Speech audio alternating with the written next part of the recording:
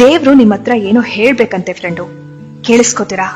ಬನ್ನಿ ಇಲ್ಲಿ ಕೂತ್ಕೊಳ್ಳಿ, ಕಣ್ಮುಚ್ಚಿ. ಹಾ, ಈಗ ಕೇಳಿಸುತ್ತೆ ನೋಡಿ, ಗಮನ ಕೊಡಿ. ತಡ ಆದ್ರೂ ಎಲ್ಲವೂ ಸರಿಯಾಗಿ ನಡೆಯುತ್ತೆ. ನಿನಗೆ ಏನು ಬೇಕೋ ಅದೇ ನಡೆಯುತ್ತೆ.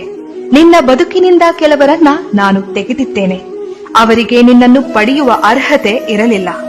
ನಿನ್ನ ಪ್ರಾರ್ಥನೆ ನಾ ಕೇಳಿದ್ದೇನೆ, ಹಾಗೆಯೇ ಅವರಾಡಿದ ಮಾತುಗಳನ್ನು ಕೇಳಿದ್ದೇನೆ.